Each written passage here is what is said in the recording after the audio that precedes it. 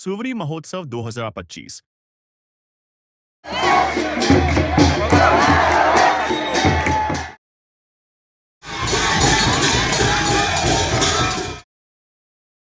कृष्ण भक्त भक्ति में लीन हो रहे हैं।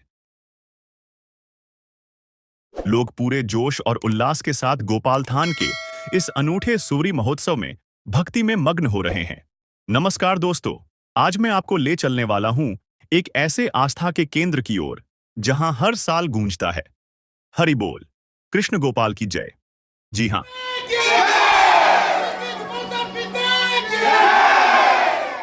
मैं बात कर रहा हूं गोपाल थान के सुवरी महोत्सव 2025 की। इस वीडियो में हम जानेंगे इस महोत्सव की कुछ बेमिसाल झलकियां, उसकी अनूठी परंपराएं, स्थानीय मान्यताएं और ये भी कि आखिर ये सुवरी महोत्सव है क्या। आपको बताऊं, ये सिर्फ एक त्योहार नहीं, ये है भक्ति का सागर, जहां हर भक्त, हर उम्र का इंसान भक्ति में डूब जाता है। और हां, गोपाल थान के रहस्यमयी इतिहास पर आधारित मेरा बनाया हुआ एक खास वीडियो आपको डिस्क्रिप्शन में मिलेगा। जरूर देखिए और अगर पसंद आए तो अपनों के साथ दिल से शेयर कीजिए। तो चलिए, बिना देर किए शुरू करते हैं आज की ये भक्ति भरी यात्रा।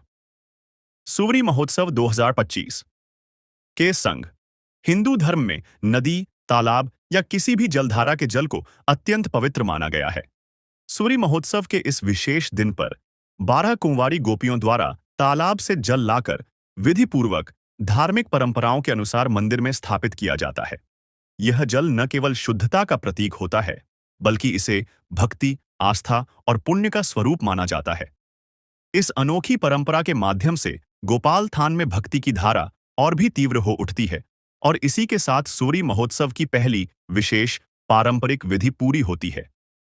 यह क्षण न केवल आस्था से भरा होता है, बल्कि संपूर्ण वातावरण को आध्यात्मिक ऊर्जा से भर देता है। सुवरी महोत्सव का मुख्य पात्र है बाल रूपी कृष्ण। उनके साथ होते हैं बलभद्र, नारद, 12 गोपाल और कुछ गोपियां। इन पात्रों के साथ एक मनमोहक शोभा यात्रा पूरे गांव में निकाली जाती है। कृष्ण, बलराम और नारद को छोड़कर बाकी 12 गोपाल गोपियों में से 6 पात्रों का चयन आयोजन समिति के क्षेत्र से और शेष 6 गांव के अन्य युवा कलाकारों में से किया जाता है। यह चयन परंपरागत रूप से पहले से ही निर्धारित नीति के अनुसार होता है। यहाँ के कुछ स्थानीय युवक और युवतियां, जो पेशेवर मेकअप आर्टिस्ट नहीं हैं, फिर भी अपने अद्भुत कौशल से हर पात्र को जीवंत बना देते हैं। उनके हाथों की कला इतनी प्रभावशाली होती है कि हर पात्र में एक अलग ही भक्ति की भावना झलकने लगती है। मेकअप पूर्ण होने के बाद मेकअप करने वाले युवक और युवतियां पुनः श्रद्धा और निष्ठा के साथ उस पात्र के समक्ष नतमस्तक होते हैं। उनके लिए यह केवल एक कला नहीं, बल्कि भक्ति का माध्यम होता है। एक ऐसा क्षण जहां वे अपने सृजन को ईश्वर के चरणों में समर्पित करते हैं। मेकअप के बाद सभी गोपाल गोपियां और बाल रूपी भगवान कृष्ण मंदिर के बीचों बीच बैठते हैं। इसके बाद उन्हें पवित्र जल से शुद्ध किया जाता है, जिसे स्थानीय लोग एक धार्मिक प्रक्रिया मानते हैं। फिर गांव के भक्तगण प्रेम और श्रद्धा से भरकर इन बाल रूपी देवताओं को मिठाई, चॉकलेट, गमछा, पैसे और खाने पीने की अलग अलग चीजें भेंट करते हैं। हर श्रद्धालु नतमस्तक होकर आशीर्वाद लेता है, मानो स्वयं भगवान श्री कृष्ण के चरणों में हो। गांव की मान्यता है कि इस पावन क्षण में साधारण बच्चों के भीतर दिव्य ऊर्जा का वास हो जाता है। उनके माध्यम से संपूर्ण गांव को शुद्धता, सात्विकता और गोपाल बाबा का आशीर्वाद प्राप्त होता है। गोपाल थान की इस दिव्य शोभा यात्रा को अत्यंत पवित्र माना जाता है। ऐसा प्रतीत होता है मानो स्वयं बाल कृष्ण गोप गोपियों के संग गांव के हर द्वार पर आशीर्वाद देने चले आए हों। गांव के श्रद्धालुजन इस शुभ अवसर पर अपने घरों के बाहर दीपक, धूप धूना, प्रसाद और रंगोली से भगवान का स्वागत करते हैं। साथ ही रास्तों पर साफ सुथरे गमछे बिछाकर वे भगवान श्री कृष्ण और उनके साथ आने वाले गोप गोपियाओं, बलभद्र और नारद जी के पावन चरणों का इंतजार करते हैं। लोग भगवान श्री कृष्ण, बलभद्र, नारद और सभी गोप गोपियों के चरणों की शरण प्राप्त कर श्रद्धा भाव से उन्हें धोते हैं। यह केवल एक परंपरा नहीं, बल्कि भक्ति की चरम अवस्था होती है, जहां श्रद्धालुजन मानते हैं कि इन बाल रूपी देवताओं के चरणों में स्वयं भगवान का वास होता है और उन चरणों को धोना पापों का क्षय और पुण्य का उदय माने जाता है। शोभा यात्रा के दौरान जब भगवान और उनका दिव्य दल वहां से गुजरता है, तो उनके चरणों की धूल से गमछा पवित्र हो जाता है और फिर श्रद्धालुजन उसी गमछे या उसकी धूल को श्रद्धा से अपने मस्तक पर लगाते हैं, मानो भगवान के चरण स्वयं उनके द्वार पर पड़े हों। गांव की यह परंपरा भक्तिभाव, विनम्रता और दिव्य अनुभूति से ओतप्रोत होती है, क्योंकि उनकी मान्यता है कि यह चरण स्पर्श किया वस्त्र भाग्य और पवित्रता का प्रतीक बन जाता है। यह परंपरा न केवल श्रद्धा का प्रतीक है, बल्कि भगवान के साक्षात स्पर्श की अनुभूति भी कराती है। शुभ यात्रा शुरू करने से पहले एक छोटी सी विनती। अगर आप इस चैनल पर नए हैं, तो अभी सब्सक्राइब कर लीजिए, क्योंकि ऐसे ही अद्भुत और जानकारी से भरपूर वीडियो आप तक लगातार पहुंचते रहेंगे। और हाँ, अगर ये वीडियो आपके दिल को छू जाए, तो इसे सभी सोशल मीडिया प्लेटफॉर्म्स पर जरूर शेयर करें। लाइक और कमेंट करना भी मत भूलिए। और अगर आपके पास भी कोई ऐसी अनोखी, रोचक या पवित्र जानकारी है जो पूरे समाज तक पहुंचनी चाहिए, तो नीचे दिए गए व्हाट्सएप नंबर पर मुझसे जरूर संपर्क करें। सूवरी महोत्सव के अगले दिन गांव के कुछ श्रद्धालु परिवार समिति की अनुमति लेकर मुख्य प्रतीकात्मक आसन को अपने घर ले जाते हैं। वे अपने घर में उस पवित्र आसन की पूरे श्रद्धा और विधिपूर्वक पूजा अर्चना करते हैं। फिर सूवरी महोत्सव के दिन समिति द्वारा उसी प्रमुख प्रतीकात्मक आसन को ससम्मान मंदिर लाया जाता है। वहां उसे पवित्र जल से शुद्ध किया जाता है और फिर उसके भीतर गोपाल बाबा की स्थापना की जाती है। इसके बाद पूरे गांव में निकलने वाली भव्य शोभा यात्रा के लिए उसे विशेष रूप से सजाया और तैयार किया जाता है। यही वह दिव्य मूर्ति होती है जो सूवरी महोत्सव की शोभा यात्रा और नगर कीर्तन का मुख्य आकर्षण होती है। आपको जानकर सुखद आश्चर्य होगा कि इस पवित्र मूर्ति का निर्माण वर्ष 1981 में गांव के ही एक श्रद्धालु और कुशल कारीगर गोपाल डेका जी ने किया था। तब से लेकर आज तक हर साल यही मूर्ति शोभा यात्रा में भाग लेती आ रही है और पूरे गांव के लिए भक्ति, गौरव और आस्था का प्रतीक बन चुकी है। नगर कीर्तन के समापन के बाद प्रतीकात्मक आसन सहित गोपाल बाबा को विधिपूर्वक मंदिर में पुनः स्थापित किया जाता है। गोपाल थान के बड़गद पेड़ के नीचे आज की शुभ यात्रा का शुभारंभ रजनीकांत दास द्वारा शोभा यात्रा समिति और गांव के प्रमुख गणमान्य व्यक्तियों की उपस्थिति में विधिवत रूप से किया गया।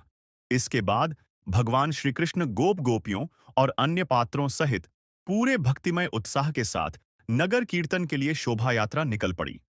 इस शोभा यात्रा में हर उम्र के लोगों ने पूरे उत्साह से भाग लिया। बच्चों से लेकर बुजुर्गों तक सभी इस पावन यात्रा का हिस्सा बन गए।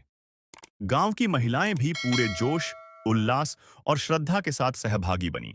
शोभा यात्रा में भाग लेने वाले सभी श्रद्धालु परंपरागत वस्त्रों में सजे हुए थे, जो इस धार्मिक उत्सव को न केवल आध्यात्मिक बल्कि संस्कृति और परंपरा से भी जोड़ रहा था।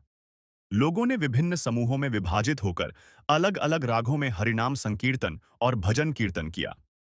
ढोल और मंजीरे की तालों ने माहौल को और भी भक्तिमय बना दिया। यह दिव्य शोभा यात्रा सुबह लगभग 10:30 बजे आरंभ हुई और शाम करीब 5 बजे संपन्न हुई। सूवरी शब्द संस्कृत के स्मरणिका यानी स्मरण से लिया गया है, क्योंकि यह उत्सव बाल कृष्ण की लीलाओं को याद करने और श्रद्धा से जीने का एक सुंदर माध्यम है। सूवरी यानी सरी उत्सव दक्षिण कामरूप का एक पारंपरिक एक दिवसीय बसंत उत्सव है, जिसका मुख्य आकर्षण है दधि मंथन भावना, एक नाटकीय प्रस्तुति जिसमें बाल कृष्ण, यशोदा और नंद की माखन चुराने वाली लीलाओं को जीवंत किया जाता है। जैसे ही नगर कीर्तन समाप्त होता है, पूरा गांव एक पवित्र उत्सव में डूब जाता है। भगवान की भव्य प्रतिमा, जिसे विशेष धार्मिक विधियों से पवित्र किया गया होता है, मंत्रोच्चार और जय घोषों के बीच श्रद्धा से 3 बार मंदिर की परिक्रमा कराई जाती है। यह कोई साधारण परिक्रमा नहीं होती, बल्कि एक भक्तिमय यात्रा होती है, जिसमें हर कदम के साथ श्रद्धालु भाव विभोर हो उठते हैं। मंदिर की परिक्रमा के बाद वह क्षण आता है जब भगवान की प्रतिमा को बड़े आदर और सम्मान के साथ मंदिर के भीतर प्रतिष्ठित किया जाता है। उस दृश्य को देखना सच में आत्मा को छू जाने वाला अनुभव होता है। लोग दूर दूर से सिर्फ इस एक झलक को पाने आते हैं, मानो स्वयं कृष्ण का साक्षात्कार करने। इसके बाद शुरू होता है भक्ति का ज्वार। मंदिर के प्रांगण में जब भक्तगण कीर्तन और भजन में रमते हैं, तो लगता है जैसे स्वयं वृंदावन धरती पर उतर आया हो। गोपाल बाबा यानी भगवान कृष्ण की भक्ति में सब कुछ भूलकर लोग नाचते, गाते और हंसते हैं। यह सिर्फ एक आयोजन नहीं, बल्कि आत्मा को ईश्वर से जोड़ देने वाली एक दिव्य अनुभूति होती है। ऐसी अनुभूति जो जीवन भर के लिए मन में बस जाती है। नगर कीर्तन के बाद एक बेहद भावपूर्ण और पुण्यदायक दृश्य देखने को मिलता है, जब भगवान कृष्ण, बलराम, नारद और 12 गोपालों को एक विशेष पूजा स्थल पर श्रद्धापूर्वक स्थापित किया जाता है। वहां का वातावरण भक्ति और श्रद्धा से सराबोर हो उठता है। लोग एक एक कर उस पावन स्थल पर पहुंचते हैं, जहां वे अपने आराध्यों के दर्शन कर आशीर्वाद प्राप्त करते हैं। गोपाल थान के स्थायी मंच पर जब आमंत्रित कलाकारों द्वारा कृष्ण के दधिमथन लीला की प्रस्तुति शुरू होती है, तो मानो समय थम जाता है। बाल कृष्ण की माखन चुराने की चंचल लीलाएं, यशोदा मैया की ममता और गांव के माहौल को जीवंत करती हुई यह भक्ति नाटिका श्रद्धालुओं को मंत्रमुग्ध कर देती है। कार्यक्रम का सबसे रोमांचक पल तब आता है, जब अंत में दधी का मटका मंच पर फोड़ा जाता है। जैसे ही मटका टूटता है, दर्शक उमड़ पड़ते हैं उस टूटी मटकी के टुकड़े पाने के लिए। मान्यता है कि इन पवित्र टुकड़ों को घर में रखने से शुभता और समृद्धि आती है। कार्यक्रम के अंत में लोग मंच की ओर झुककर कृष्ण को प्रणाम करते हैं। कुछ लोग श्रद्धा से दान भी देते हैं। पूरे कार्यक्रम के दौरान आनंद, भक्ति और उल्लास का माहौल ऐसा होता है कि हर दर्शक खुद को कृष्ण के बाल लीला में सहभागी महसूस करता है। अब अंत में मैं आप सभी से इस विशेष दिन के कुछ खास पलों को साझा करना चाहता हूं। गोपाल थान के बाहर एक अस्थाई मेला भी लगता है, जहां जरूरतमंद लोग अपनी आवश्यक वस्तुएं खरीदते हैं। खाने पीने की ढेर सारी दुकानें भी लगती हैं, जो इस पूरे माहौल को और भी उत्सवमय बना देती है। वहां की रौनक, वहां की उमंग शब्दों में बयान नहीं की जा सकती। मैं गोपाल थान की समिति को इस खूबसूरत आयोजन के लिए हृदय से नमन करता हूं।